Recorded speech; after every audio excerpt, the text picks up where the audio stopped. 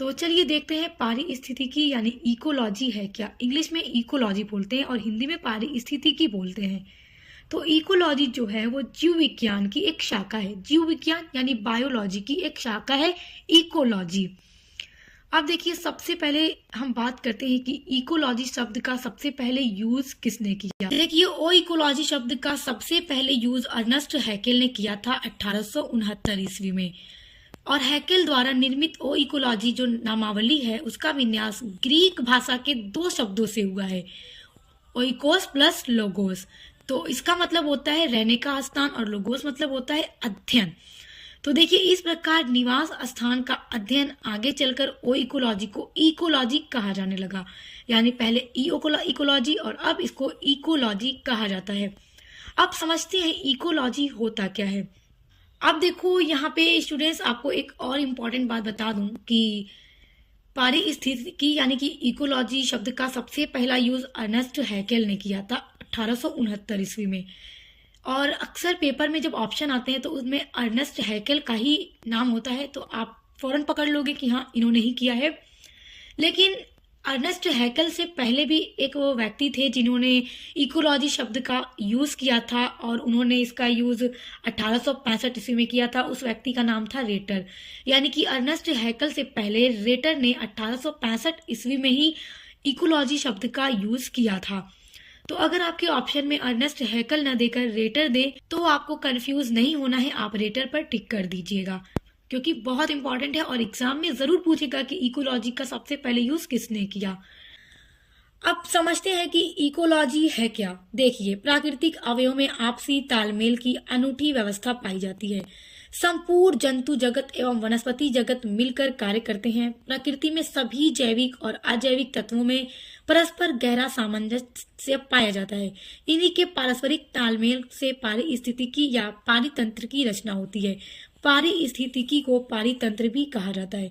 अब इसको समझने का प्रयास कीजिए कि इकोलॉजी है क्या चीज। देखिए, इकोलॉजी का जो मूल अर्थ होगा वह यही होगा कि किसी जीव का अपने आसपास के वातावरण के साथ बनने वाला जो संबंध है वही इकोलॉजी कहलाता है। जैसे मैं आपको एक एग्जांपल के थ्रू बताऊं कि एक भेड़िया है, वो जंगल में है और उस जंगल के आसपास जितने भी तरह के वातावरण है वहां का, तो उस भेड़िया का वहां का जितने भी चीजों से उसका संबंध बनता है, जैसे वहां की वनस्पति से, वहां की मिट्टी से, वहां की जलवायु से, इन सारी चीजों से उस भेड़िए का संबंध बनता है। तो ये क्या है, ये इकोलॉजी है। यानी किसी भी जीव का अपने आसपास के वातावरण से जो भी संबंध बनता है वो इकोलॉजी कहलाता है।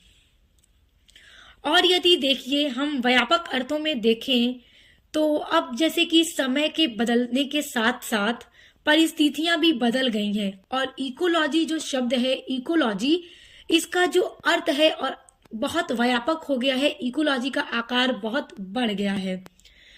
तो अब इकोलॉजी में जंतु, वनस्पति, जलवायु, मिट्टी, इसके अलावा मानव और समाज भी शामिल होते हैं। जैसे मैंने आपको बताया था कि यदि भेड़िया का संबंध अपने आसपास के वातावरण से बनता है तो वो क्या है, वो इकोलॉजी है। लेकिन अब इकोलॉजी का जो आकार है वो इतना व्यापक हो गया है, इतना बड़ा हो गया है कि यही एग्जाम्पल अगर मैं आपको देकर बताऊं कि एक जंगल में भेड़िया है तो उसका अपने आसपास की मिट्टी, जलवायु और जितने भी चीजें हैं आसपास के मानव, जीव जंतु, समाज, सारी चीजों से उसका जो संबंध बनता है वो क्या है, वो इकोलॉजी है। तो आई होप आप समझ गए होंगे। तो उन्हीं का हम अध्ययन करते हैं और उन्हीं का अध्ययन क्या कहलाता है, इकोलॉजी कहलाता है। जो हम इन परस्पर इनका जो अध्ययन करते हैं, इनके संबंध का, तो वो क्या कहलाता है, वो इकोलॉजी कहलाता है। तो आई होप आप पारिस्थितिकी यानी इकोलॉजी को समझ रहे होंगे कि क्या होता है। अब देखिए, हैकेल के अनुसार एक परिभाषा है, इन्होंने एक परिभाषा दी है कि पारिस्थितिकी प्रकृति की अर्थव्यवस्था तथा प्राणियों के अपने अजैविक तथा जैविक पर्यावरण के साथ समस्त संबंधों का अध्ययन है। यानी कि जीव जंतु का अपने आसपास के जितने भी प्राणी हैं उनका अपने अजैविक, जैविक सभी चीजों से जो संबंध बनता है उन्हीं का अध्ययन इकोलॉजी है। अब देखिए, दूसरी डेफिनेशन है वार्मिंग के अनुसार। देखिए, मैं आपको डेफिनेशन इसलिए बताती हूँ क्योंकि एग्जाम में डेफिनेशन आप लिखोगे तो आपको अच्छे मार्क्स मिलेंगे। तो अब वार्मिंग के अनुसार डेफिनेशन है, ये कहते हैं कि पारिस्थितिकी पर्यावरण के संदर्भ में जीवों के अध्ययन का विज्ञान है, क्योंकि हम जीवों का उसके आसपास के पूरे वातावरण के साथ बनने वाले संबंध का अध्ययन करते हैं। तो वो क्या है? वो पारिस्थितिकी है, यानी इकोलॉजी है। अब देखिए, टेलर के अनुसार एक और परिभाषा है। टेलर अब क्या परिभाषा देते हैं? सभी विद्वानों की अपने अपने दृष्टिकोण से, अपने अपने पॉइंट ऑफ व्यू से अलग अलग परिभाषा दी है, मगर सब मिलाकर जो अर्थ निकलता है वो एक ही निकलता है। और क्या निकलता है? कि जीवों का अपने आसपास के बनने वाले जितने भी वातावरण है और उनके जितने भी पर्यावरण, सभी से बनने वाला संबंध का अध्ययन इकोलॉजी है। यही तो अर्थ निकलता है। अब देखिए, टेलर के अनुसार परिभाषा, पारिस्थितिकी समस्त जीवों के समस्त पर्यावरण के साथ साथ समस्त संबंधों के अध्ययन का विज्ञान है। अब देखिए, कितनी सिंपल सी डेफिनेशन थी सब, और एग्जाम में आपसे पूछेगा तो जिस तरह से मैंने आपको अर्थ बताया है उसी तरह से लिखकर आपको इसका पूरा ये डेफिनेशन लिखनी होगी। 2 से 3 डेफिनेशन जरूर लिखिएगा। तो स्टूडेंट्स, आई होप अब आप इकोलॉजी समझ गए होंगे और अब आपका कहीं पर भी कोई डाउट नहीं होगा। अच्छा, अब देखिए, पारिस्थितिकी तंत्र या इकोसिस्टम। आपने इकोसिस्टम भी सुना है, आप पढ़ भी रहे हैं। अब ये क्या होता है? तो पहले इकोसिस्टम मत सोचिए, अब पहले आप सोचिए इकोलॉजी। तो जैसा कि मैंने आपको इकोलॉजी के बारे में पूरा डिटेल में बताया और उम्मीद करती हूँ आप समझ भी गए होंगे। तो मैंने अभी आपको बताया कि इकोलॉजी जो है अब उसका स्वरूप बहुत व्यापक है, बहुत बड़ा है। इकोलॉजी का जो रूप है बहुत बड़ा है, क्योंकि इसमें प्रत्येक जीव का अपने आसपास की सभी चीजों से बनने वाले संबंध को इकोलॉजी कहा जाता है।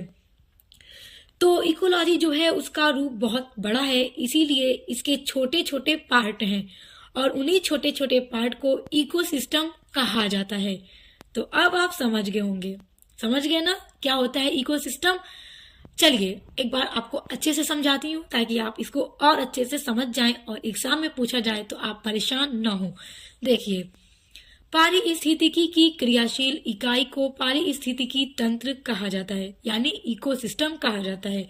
किसी स्थान पर पाई जाने वाली विभिन्न जीव जातियों की आबादी मिलकर जैवीय समुदाय, बायोटिक कम्युनिटी बनाती है। ये सभी जीवधारी परस्पर एक दूसरे को प्रभावित करते हैं। अब देखिए, मैं आपको बताऊं कि इकोलॉजी क्या है। हमने अभी पढ़ा कि जो भी जीवों का अपने आसपास के वातावरण से संबंध बनता है वो इकोलॉजी है, और इकोलॉजी का स्वरूप बहुत बड़ा है तो उसके छोटे छोटे पार्ट हैं और वो छोटा पार्ट इकोसिस्टम है। तो अभी आप कंफ्यूज हो रहे होंगे कि दोनों तो लगभग एक जैसा ही लग रहा है, तो नहीं, इनमें बहुत अंतर है। क्योंकि देखिए, जो इकोसिस्टम होता है उसका एक अपना क्षेत्र निश्चित होता है, उसकी अपनी एक सीमा तय होती है।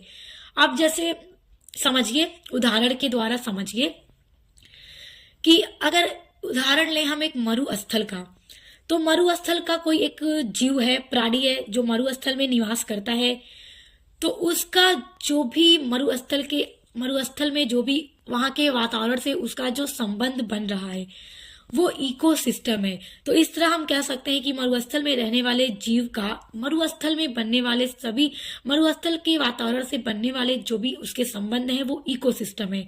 उसी तरह हम एक और दूसरा एग्जांपल लें कि जंगल में रहने वाले किसी जीव का जंगल में बनने वाला, जंगल के वातावरण से बनने वाला उस जीव के साथ जो भी संबंध है वो इकोसिस्टम है।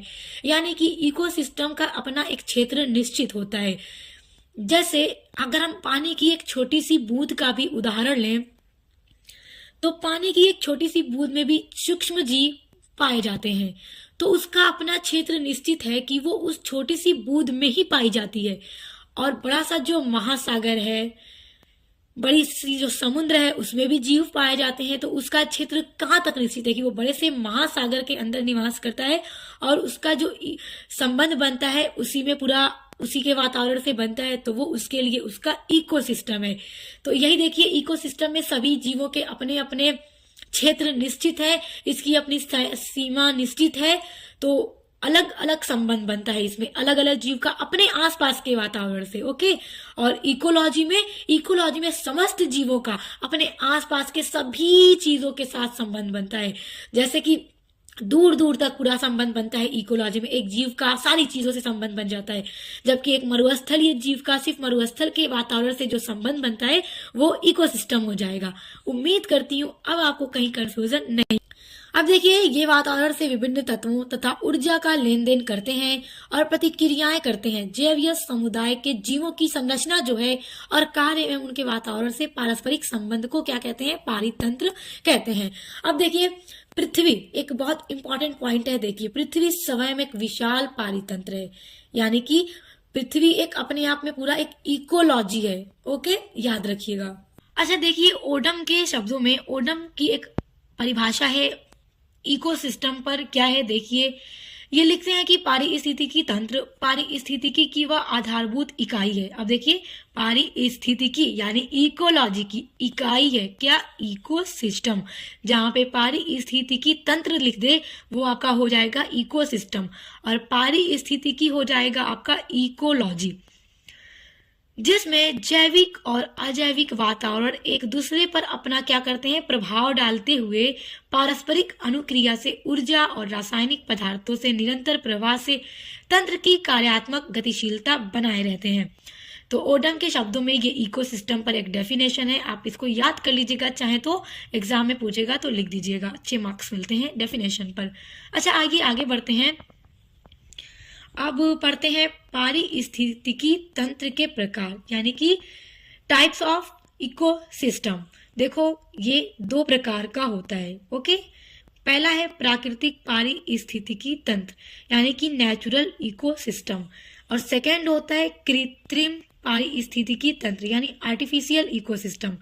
कृत्रिम से ही आपको समझ में आना चाहिए आर्टिफिशियल इकोसिस्टम। ओके, अब नेचुरल जो एकदम प्राकृतिक है, प्रकृति के द्वारा बनाया गया। तो चलिए, सबसे पहले हम इकोसिस्टम के टाइप में उसका पहला टाइप नेचुरल इकोसिस्टम यानी प्राकृतिक पारिस्थितिकी तंत्र के बारे में समझते हैं।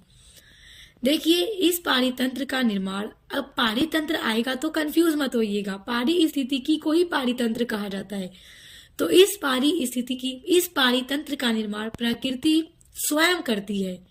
ये प्रकृति में विद्यमान रहते हैं, जैसे मरुस्थलीय, जलीय, चारागाह, वन आदि। अब इसका निर्माण कौन करता है? प्रकृति ही करती है। ये नेचुरल है, ये प्रकृति के द्वारा बनाया गया है। कौन? मरुस्थल है, जलीय, चारागाह, वन, ये सारी चीजें। और ये 2 प्रकार का होता है, एक होता है स्थलीय पारितंत्र, दूसरा होता है जलीय पारितंत्र। अच्छा देखिए, स्थलीय पारितंत्र के अंतर्गत जो वन प्रदेश होते हैं, जंगल वाले, वो घास के क्षेत्र तथा मरुस्थलीय क्षेत्र आते हैं, और जलीय पारितंत्र के अंतर्गत लवणीय, अलवणीय तथा जवारन मुख आदि के जीवों आते हैं। अब देखिए, इकोसिस्टम के दूसरे टाइप आर्टिफिशियल इकोसिस्टम को अब समझने की कोशिश करते हैं कि अब ये क्या है। ध्यान से सुनिएगा, समझे रहेंगे, सुने रहेंगे तो आसानी से याद होगा, रटेंगे तो याद नहीं हो पाएगा। तो समझिए क्या होता है कृत्रिम पारिस्थितिकी। देखिए, इस इकोसिस्टम का मतलब होता है जिसे मानव ने बनाया है, मानव निर्मित जानते हैं ना, मैन मेड, यानी कि मनुष्यों के द्वारा बनाया गया जो इकोसिस्टम है वो आर्टिफिशियल इकोसिस्टम कहलाता है। जो मानव अपनी तकनीकी, अपनी टेक्नोलॉजी, अपनी क्षमता, इन सब चीजों को लगाकर बनाता है, तो वो किस तरह का इकोसिस्टम है? आर्टिफिशियल इकोसिस्टम है। देखिए, जैसे कि वनों को काट कर अगर मानव कारखाने का निर्माण करता है, कारखाना बनाता है, तो वो भी एक इकोसिस्टम है, लेकिन कैसा? आर्टिफिशियल इकोसिस्टम है। यदि वो आवास बनाता है, मानव यदि आवास बनाता है तो मानव के द्वारा बनाया गया है, तो वो भी आर्टिफिशियल इकोसिस्टम है। यदि महानगरों का निर्माण करता है मनुष्य, तो वो भी इकोसिस्टम है। तो जो भी इस तरह की चीजों का निर्माण मानव स्वयं करता है अपने कौशल, अपनी तकनीकी के द्वारा, तो वो आर्टिफिशियल इकोसिस्टम कहलाता है। तो आई होप अब आप इसको भी समझ गए होंगे। अच्छा, आइए आगे बढ़ते हैं और अब पढ़ते हैं पारिस्थितिकी तंत्र की संरचना, यानी कंपोनेंट्स ऑफ इकोसिस्टम। अब देखिए, जो इकोसिस्टम की संरचना है वो 2 तरह की है। एक है जैवीय घटक, जिसको बोलते हैं बायोटिक कंपोनेंट्स, और दूसरी है अजैवीय घटक, जिसको इंग्लिश में बोलते हैं अबायोटिक कंपोनेंट्स। तो ये 2 तरह की इसकी संरचना होती है, और दोनों में 3 तरह के प्रकार हैं। तो दोनों के पूरे टाइप को भी पढ़ेंगे, अब सबसे पहले जैवीय घटक यानी बायोटिक कंपोनेंट्स में देखते हैं। इसमें 3 तरह का होता है। एक होता है उत्पादक, जिसको प्रोड्यूसर कहा जाता है। दूसरा है उपभोक्ता, जिसको कंज्यूमर कहा जाता है। तीसरा है अपघटक, जिसको डिकम्पोजर कहा जाता है। तो सबसे पहले जैवीय घटक समझिए कि जैवीय घटक क्या है। अच्छा देखिए, जैवीय घटक क्या है इसको समझते हैं। जैव मंडल के सभी प्रकार के जीव, जंतु, जीवाणु, कीटाणु से लेकर सभी प्रकार के पेड़ पौधे जैव घटक कहलाते हैं। यानी कि जैव मंडल में जो सभी प्रकार के जीव, जंतु, जीवाणु, कीटाणु, इन सभी से लेकर सभी प्रकार के पेड़ पौधे, ये सब क्या कहलाते हैं? जैव घटक कहलाते हैं। तो उत्पादक को देखिए, स्वपोषी अर्थात अपना भोजन स्वयं बनाने वाले को उत्पादक कहा जाता है। पेड़ पौधे प्रकाश संश्लेषण द्वारा अपना भोजन स्वयं बनाते हैं, इसी कारण ये उत्पादक की श्रेणी में आते हैं। अब देखिए, दूसरा है उपभोक्ता यानी कि कंज्यूमर। समस्त जीवधारी जो प्रत्यक्ष या परोक्ष रूप से भोजन के लिए हरे पेड़ पौधे पर निर्भर होते हैं, वो उपभोक्ता कहलाते हैं। और उपभोक्ता 3 प्रकार के होते हैं। देखिए, पहला होता है प्राथमिक उपभोक्ता यानी प्राइमरी कंज्यूमर। इसके अंतर्गत जो कीड़े मकोड़े, खरगोश, बकरी, हिरन आदि आते हैं। दूसरा है द्वितीयक उपभोक्ता। द्वितीयक उपभोक्ता वो उपभोक्ता होते हैं जो प्राथमिक उपभोक्ता अर्थात शाकाहारी जंतुओं से भोजन प्राप्त करने वाले मांसाहारी जंतु होते हैं, उन्हीं को द्वितीयक उपभोक्ता कहते हैं, जैसे कि मेढक, बिल्ली, भेड़िया आदि। अब देखिए तृतीयक उपभोक्ता। जो तृतीयक उपभोक्ता होते हैं वो अपने भोजन के लिए द्वितीयक उपभोक्ताओं पर निर्भर होते हैं, जैसे कि सांप, मोर, शेर, चीता आदि। अब देखिए तीसरा है अपघटक। इसके अंतर्गत ऐसे जीव आते हैं जो उत्पादक एवं उपभोक्ताओं के उत्सर्जी पदार्थों और उनके मृत शरीर का अपघटन कर देते हैं। अपघटन करने वाले सूक्ष्म जीवों को अपघटक कहा जाता है। और अपघटक के अंतर्गत जो मृतोपजीवी, कवक तथा जीवाणु आते हैं। अपघटकों को प्राकृतिक सफाई कर्ता भी कहा जाता है। ओके, तो आइए अब पढ़ते हैं अजैवीय घटक के बारे में। तो अब अजैवीय घटक देखते हैं। हमने जैवीय घटक में उत्पादक, उपभोक्ता, अपघटक को अभी पढ़ लिया। अब देखते हैं अजैवीय घटक। अब देखिए, इसमें भी 3 तरह के होते हैं। पहला है जलवायु कारक यानी क्लाइमेटिक फैक्टर्स। अब ये क्लाइमेटिक फैक्टर्स में कौन कौन क्या क्या चीजें आती हैं, जैसे जल, प्रकाश, ताप आदि क्लाइमेटिक फैक्टर्स के अंतर्गत आता है। अब दूसरा है अकार्बनिक पदार्थ। अब इनऑर्गेनिक कंपाउंड्स, इसके अंदर क्या क्या चीजें आती हैं? इसके अंदर आती हैं जैसे कि oxygen, nitrogen, carbon dioxide, hydrogen, खनिज लवण आदि। ये सारी चीजें अकार्बनिक पदार्थ के अंदर आती हैं। और तीसरा है कार्बनिक पदार्थ यानी कि ऑर्गेनिक कंपाउंड्स। तो इसके अंदर प्रोटीन्स, वसा, कार्बोहाइड्रेट्स आदि सारी चीजें कार्बनिक पदार्थ के अंतर्गत आती हैं। तो स्टूडेंट्स, आई होप आज का टॉपिक अच्छे से समझ में आ गया होगा।